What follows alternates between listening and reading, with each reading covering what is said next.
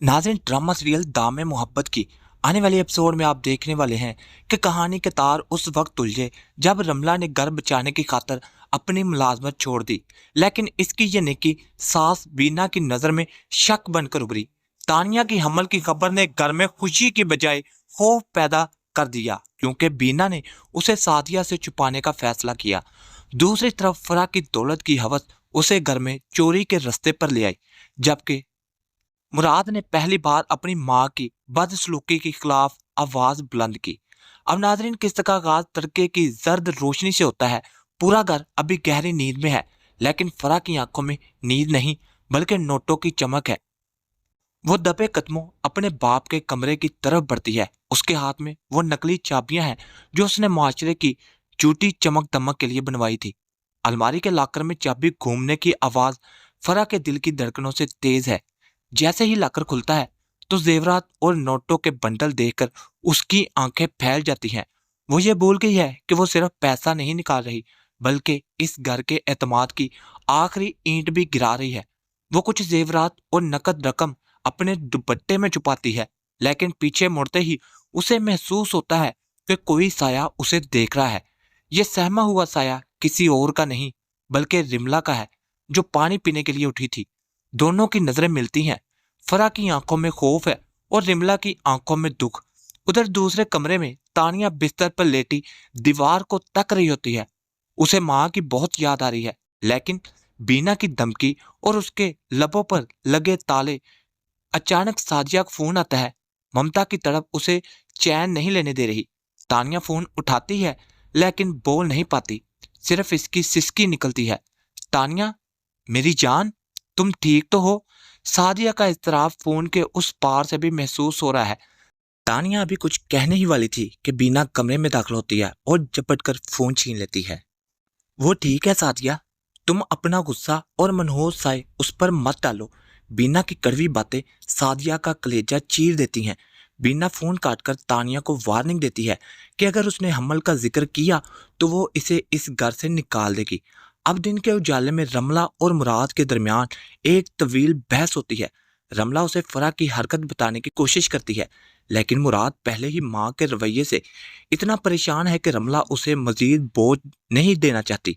वो इस्तीफा देकर अब मुकम्मल तौर पर घर की होकर रह गई है, लेकिन बीना का रवैया तीखा ही रहता है।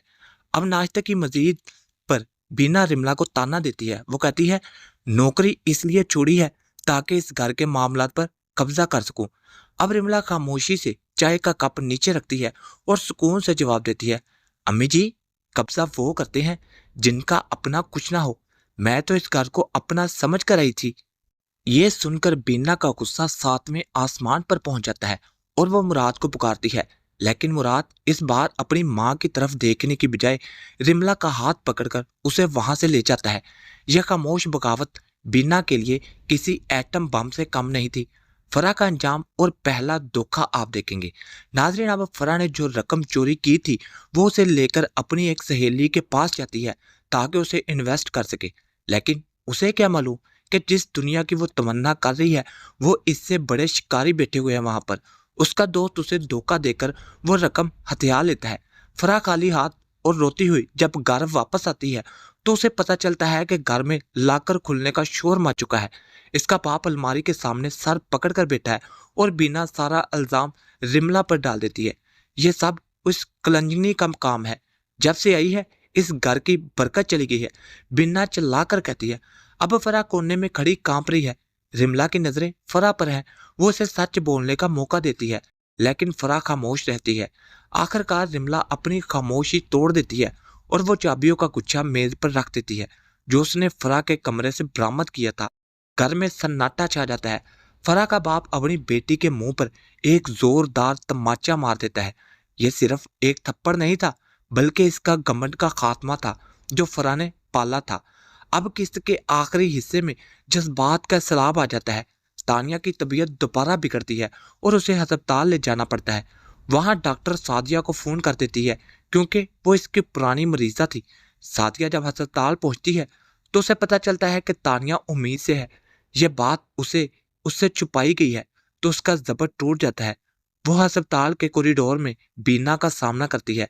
वो कहती है, आपने मुझसे मेरी बेटी की खुशी छुपाई।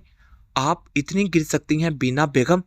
बीना अपनी सफाई में कुछ कहना चाहती थी, लेकिन मुराद वहां आ जाता है। मुराद को जब पता चलता है कि उसकी माँ ने तानिया के मामले में भी झूठ बोला है, तो वो टूटकर बिखर जाता है।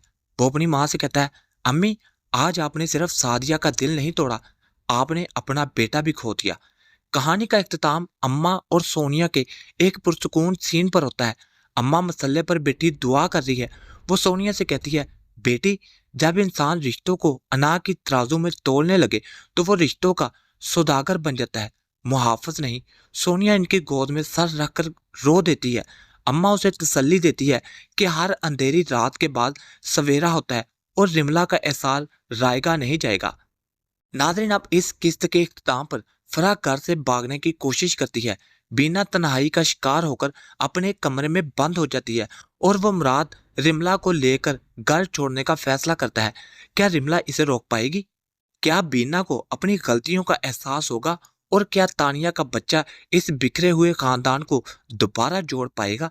नाज़रीन, ये सब कुछ तो हम देखेंगे आने वाले एपिसोड में। अगर आज की वीडियो अच्छी लगी हो तो वीडियो को लाइक लाजमी कीजिएगा, और अगर हमारी प्रिडिक्शन ड्रामास की प्रिडिक्शन अच्छी लग रही हो तो चैनल को सब्सक्राइब करके बेल नोटिफिकेशन को लाजमी ऑन कर दें।